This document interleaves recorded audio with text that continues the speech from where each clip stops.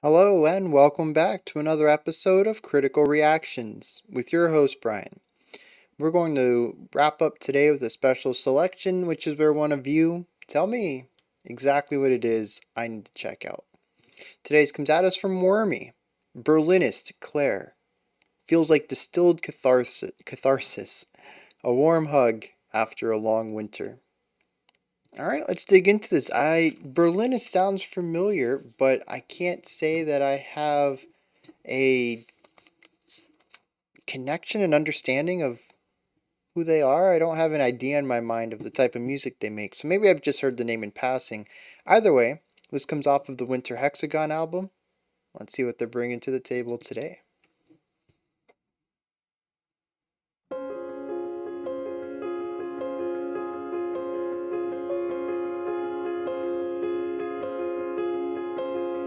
Sorry, Claire.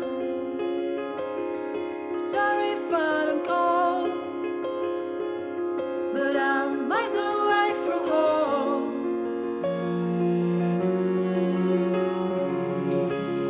Beautiful violin line there to tie that idea up. I don't care about the pain. There's two key When notes. the mountains no fade. Everything else is flourish. The idea is to bounce between the two, though. And I know, you suffer for too long. And I know, you suffer for too long. Interesting, the tempo ended up being much slower than I anticipated given the opening piano line. Now I'm stuck, nailed to these words, which has scars on my bone.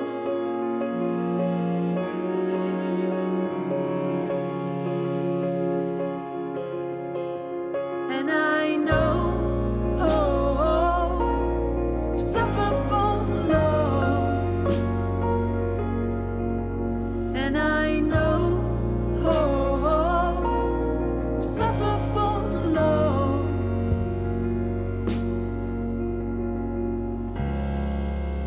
I love that contrast. The piano has it's got energy to it. That when we get a solid idea of the tempo from the drums and bass is not reflected.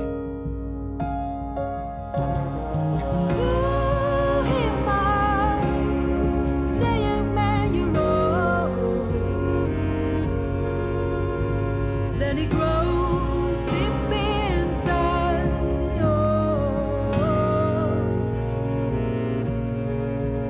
There's no point in begging you to hear your more, 'cause there's no way back. Here's what is stored.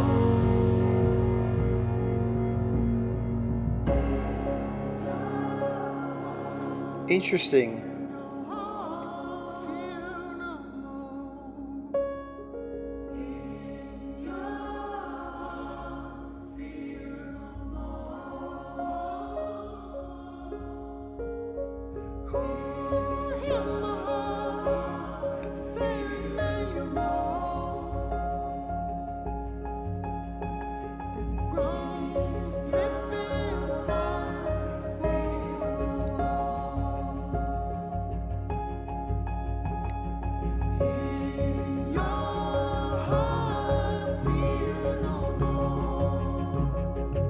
It's interesting, slowly bringing the bands in. We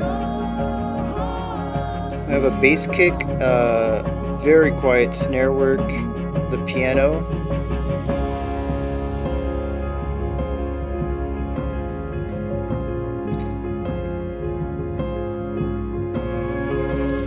That piano, it's no longer bouncing back and forth between two core notes. It has one note it continues to return to. No matter how many notes they play in between, it returns home every time.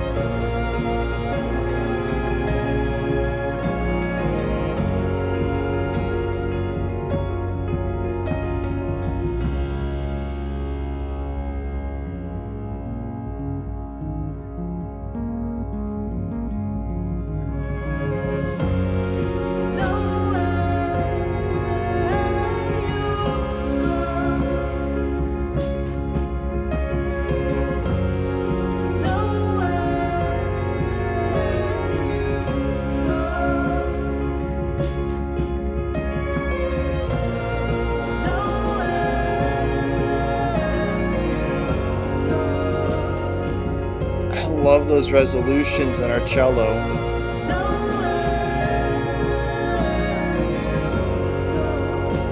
It brings the whole thing home, starting from the very bottom of the range, and it allows for everything above it, regardless of how resolute it ends, to feel like it's come home, no matter how broken it is, no matter how dissonant or weak of a resolution any of the lines above it ends on. The song as a whole feels complete because of what the did it again. I need to stop that because of what the cello is doing at the bottom. Beautiful idea. Yeah, I mean, this is just a gorgeous track. Beautifully layered. Tons of voices going on, tons of ideas going on. We have foundational concepts that provide these nice suspended tones on the bottom end. We have these beautiful harmonies going on in the mid to high range, and we have these gorgeous melodies, both from the violin and from the vocals. We also have the moving ostinato in our piano that provides energy throughout all this track. Without the piano line and its constant eighth notes, this would be a very, very different feeling of a song. And it's that juxtaposition there that creates a lot of what I think is the core emotional value of the song. It's very bittersweet. I think you can just hear from the chords and the emotional atmosphere it all. It's optimistic, it's positive. There's a lot of harmony, but there is a little bit of darkness in there. To me, it feels like regret. Um, but regretting the past and utilizing those points of failure as learning moments to do better in the future is kind of the vibe I'm getting from the music here. Um, and like I said, some of that comes from the emotional aspect. It has that bittersweet division in it. It's a very complex emotion that they found to compress into sonic form, but it's also the small ideas. The piano is constantly moving, just eighth notes all the time. Or well, it depends on how you count the beat. We're gonna go with eighth notes just because. Just know that it's faster. You listen to the piano part, it's like it's just constantly moving. Um, Especially strongly compared to the strings and the vocals, which tend to hold out more notes. There's more suspended lines to it, and our percussion and bass. Well, the bass plays long notes just like our suspended melody lines, but the drums are very sparse. Um, if we're looking at eighth notes on the piano, our drums are utilizing, well, they can't hold out notes, but whole notes. There's multiple beats between hits, whereas the piano is moving quickly. There's multiple hits per beat rather than multiple beats per hit, um, which is where that contrast hit me at the very beginning. The piano implied a much faster tempo than I was told when the bass and the drums came in, our rhythm section, to really lay down that foundational component. It almost felt like halftime to me, but if I interpret the song to be around that 65 or 70 BPM that the drums were displaying, then our piano is playing 16th notes, which just makes them sound even faster. Interestingly, though, the piano was stuck. It wasn't just about moving fast. Everything else had these really nice lines. They would start somewhere, flow into another vibe. A lot of them introduced a little bit of tension so that we could have these really strong resolutions, and it was these linear concepts from start to finish. And the piano didn't. It bounced between those two key notes. There was a lot of movement between them, sometimes embellishing lines, rises and falls, but the end result is that in our intro, our piano is stuck between two ideas and doesn't know where it wants to go. It's cyclical and it's ostinato.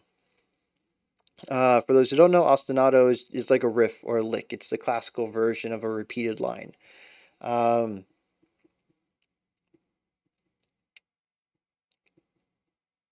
I really like the fact that by the end of the song, in the bridge, I think, is where it started to seep in on this really beautiful full band crescendo, which we'll talk about in a little bit on the topic of dynamics.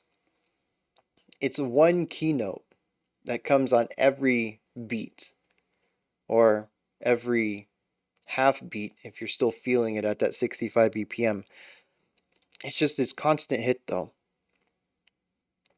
And eventually we bring in more of those moving ideas, some of the flowery elements of it. But the thing is that on every beat, we're still getting this hit. So it's like how we were bouncing back and forth before, but now the piano knows where it's supposed to be. It can flutter around, it can do its own thing, it can be creative, but it knows where home is. It chose something. And the music, I think, helps reflect a positivity in this decision as well. The end of the song is brighter than the beginning. Not a lot. It still has a bit of that pensiveness to it. But I feel like less of the foot is still left in the past, if that makes sense. Like when we talk about people having one foot in the past, one foot in the present. Yeah, the foot is slowly being pulled out, and it's not holding the door into the past open as much anymore. There's a lot more optimism there, and I think a lot of that comes from finding a resolution to a conflict. The piano directly addresses this theme in a beautiful way. Um, Aside from the piano, though, no other instrument really stands out to me more so than the cello, which I already slightly explained a bit there at the end. It has these beautiful resolutions that I really appreciate the way that they make everything feel comfortable and at home and where it should be, regardless of how they end up resolving their own lines. It's almost like this nurturing element, um, an acceptance maybe of one's past regrets, that you're allowed to make mistakes, but as long as you keep the right ideals in mind, you just keep pressing forward, right? Um, Even though there's some things that aren't as perfect, you can still find this home, this comfort, and I really like that. Um, we gotta talk about that middle bit for a second because it was very cool. It was, it's, musically, it was not much in stark contrast. We went from heavily layered ideas to heavily layered ideas. But we shifted instrumentation and voicing. We went from predominantly piano and string to predominantly, and even for a moment exclusively, vocals. We had several voices coming in there. I am eager to get to the lyrics and figure out what they were singing because this is a major moment of the song. As far as the musical themes in play here, this is where the piano comes in and finds its center. This is the beginning of the cello line that keeps everything held together. This is almost a moment of clarity, of resolution, of understanding and acceptance, as far as the musical narrative goes. And for that moment to be done through the human voice, I think is very cool. I don't know if that's the angle they were going for, but I love how it starts as one voice and then another comes in and then another comes in, another comes in. We get this, 4 or 5 piece harmony going on. And it almost feels like a metaphorical village coming together to solve one of the villagers' problems. That kind of vibe, having a shoulder to cry on, your friends and family coming around to help out, this feeling of not being alone. Like all of these ideas are popping up there, and slowly more elements seep in. We have the bass drum and the snare, really tiny ghost notes, this little snare roll. The piano eventually comes in with this one note, and then the cello and violin start sweeping in, and we go into our final moment, which I just think is such a beautiful, beautiful finale to this song. Yeah, it's a very evocative uh, track as far as emotive aspects of the atmosphere and musical storytelling.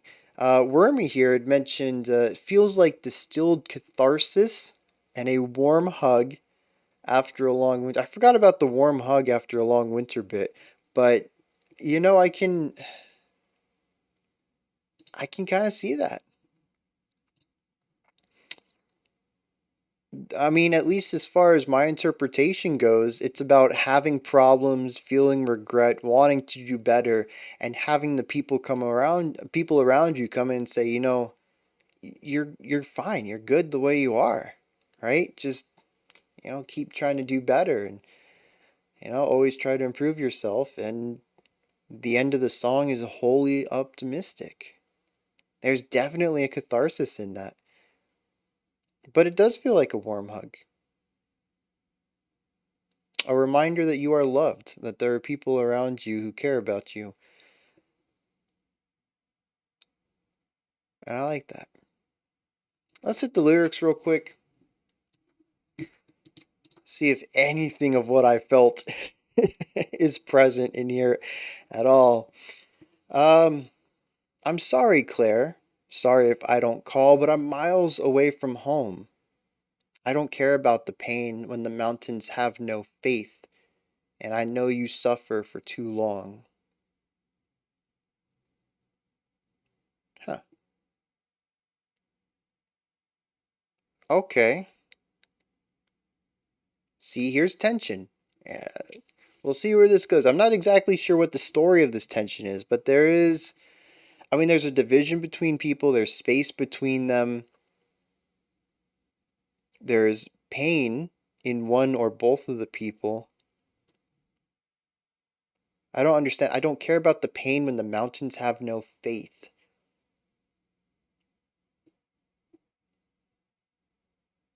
And I know you suffer for too long. Hmm. Now I'm stuck, nailed to these words, which are scars on my bones, and I know you suffer for too long. So yeah, this person, our narrator, has said something to this Claire, and they regret it. They feel nailed to the words, and that these words are scars on their bones. There's things that you can't take back. Hear my heart saying, man, you're wrong. Then it grows deep inside. There's no point in begging you to hear your moan, 'cause there's no way back. Here's what I stole. In your heart, fear no more. Hear my heart saying, man, you're wrong. It grows deep inside. In your heart, fear no more. Nowhere you go.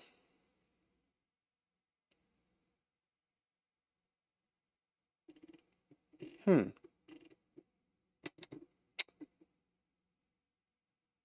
I don't know. I have no. I don't really have much of an idea what's going on here.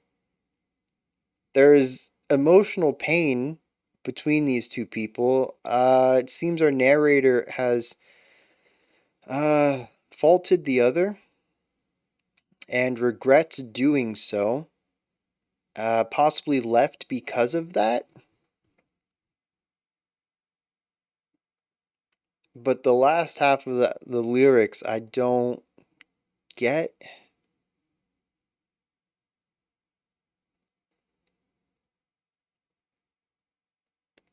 I'm trying to see an angle of growth in here, or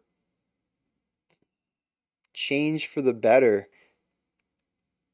And if I squint real hard, I can kind of see that angle, but I still have such a loose understanding of what these words mean that I'm not too sure I can go with that. So as of right now, I I don't know if I have a strong read on the song, but I definitely have a strong connection with my personal experience and personal reading of the music. I don't know if anything that I read in it was intentional or not. I'm certainly having a difficult time tying it to the lyrics, but I also don't have a strong grasp on those. So, those are my thoughts on Berlinist's. What is this song? I always want to call it by the album name.